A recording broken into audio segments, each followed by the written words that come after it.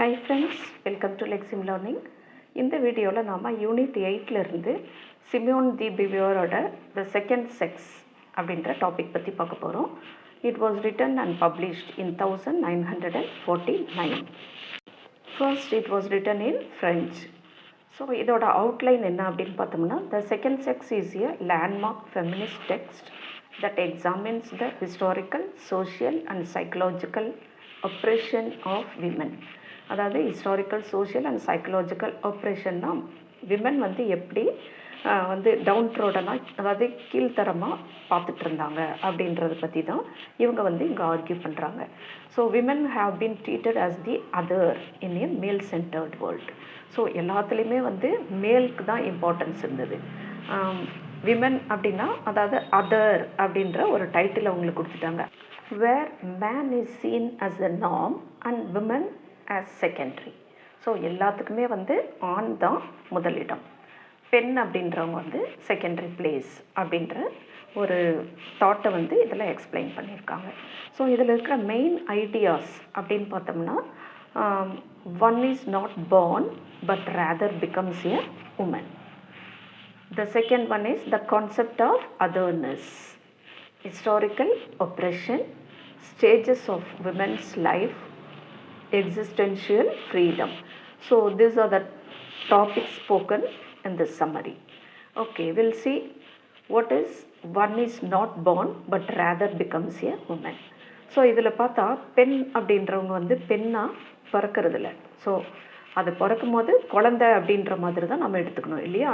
So she is also a child, just like a மேல். ஆனால் பிறந்து அது வளர்ந்தப்புறம் என்ன ஆகுது, அவங்களுக்கு அந்த பெண்ணுக்குரிய குவாலிட்டியை இன்சிஸ்ட் பண்ணி பண்ணி பண்ணி அவங்கள அப்படியே சப்ரெஸ் பண்ணி வச்சிடுறாங்க. So the gender roles are socially constructed, not biologically fixed. So biologically பார்த்தா மற்ற குழந்தைங்க மாதிரியே தான் இந்த குழந்தையும் பேசும், நடக்கும், விளையாடும், எல்லாமே செய்யும். ஆனால் பெண் அப்படின்ட்டு வளர வளர தான் அவங்களுக்கு நீ ஒரு பொண்ணு, நீ இப்படி தான் இருக்கணும் அப்படின்ற ஒரு நார்மை க்ரியேட் பண்ணிடுறாங்க. Then society imposes femininity through education, culture and tradition. So femininity, அந்த பெண்மைத்தனம், பெண்மைனா எப்படி இருக்கணும், பெண்மைனா அடங்கி தான் இருக்கணும் அப்படின்றத அவங்க எஜுகேட் பண்ணுறாங்க. அடுத்து கல்ச்சரலாக கொண்டு போயிடுறாங்க.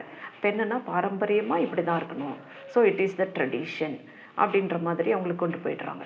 Okay, so the women is not born but made அப்படின்ற கான்செப்டை இங்கே எக்ஸ்பிளைன் பண்ணுறாங்க.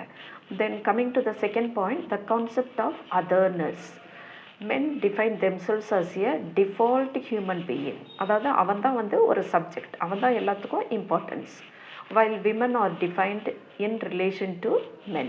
ஸோ எல்லாமே அவங்களோட ஒய்ஃப் அப்படின்ற மாதிரி போயிடுது, இல்லை அவங்களோட பொண்ணு, அவங்களோட சிஸ்டர், இந்த மாதிரி நம்ம எல்லாத்துக்குமே நம்ம இன்னொன்னா தான் கன்சிடர் பண்ணுறாங்க. Okay, so we are not giving the first preference. That is the thing said here. The othering justifies women's subordination. So this proves that always women are subordinate. அவங்க எப்போவுமே செகண்டரி அப்படின்றத இங்கே ப்ரூவ் பண்ணுறாங்க. Then the third point, historical oppression.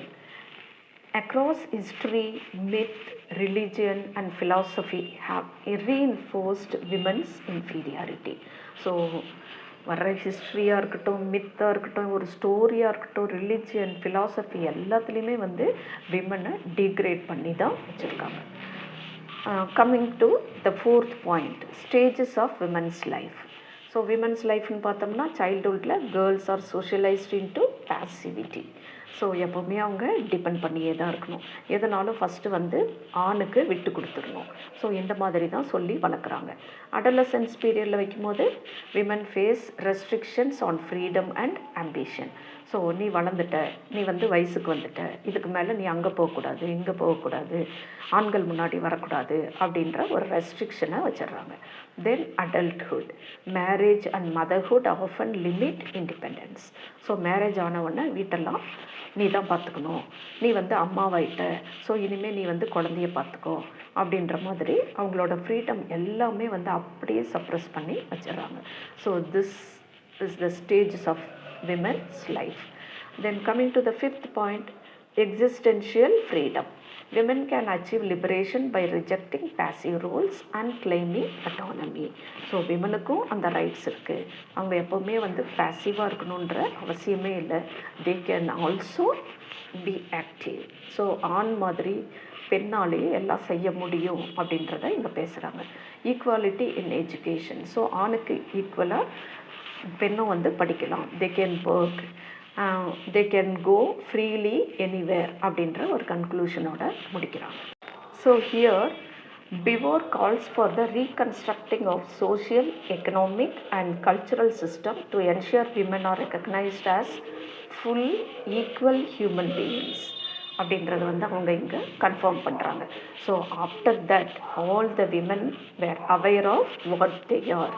அதுக்கப்புறமா வந்து எல்லாரும் விமனுக்குள்ள ரோலை வந்து எடுக்க ஆரம்பிக்கிறாங்க. நாங்கள் வந்து சப்பார்டினேட் கிடையாது, நாங்கள் செகண்ட் செக்ஸ் எல்லாம் கிடையாது, நாங்களும் equal to men, we can also do anything equal to men அப்படின்ற ஒரு மைண்ட் செட்டுக்கு இது வந்து கொண்டு போகுது. Literary aspects we have allusion, repetition, irony, historical narrative, metaphor and didactic tone. So coming to the point of allusion, Simon uses the reference of Aristotle, Hegel and Marx to strengthen the points. Then irony, it highlights the contradictions in how society praises femininity while restricting women. So இதை வந்து ஸ்ட்ராங்காக அவங்க சொல்லியிருக்காங்க. Next historical narrative அப்படின்னு பார்த்தோம்னா, it is spoken about the women's role through history for contextual depth. Then metaphor uses figurative comparisons, example woman as the other or second sex, அந்த மாதிரி அதை யூஸ் பண்ணது வந்து மெட்டஃபாராக எடுத்துக்கலாம். Then didactic tone, it instructs style aimed at social and ideological reform.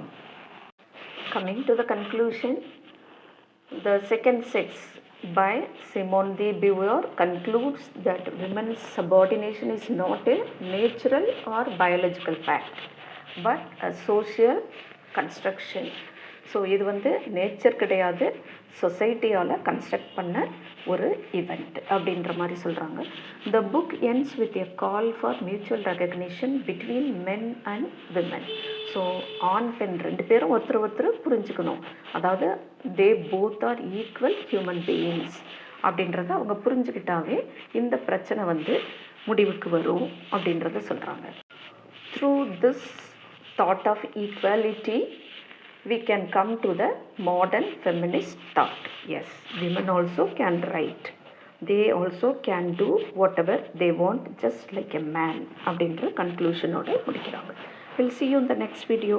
Until then, bye.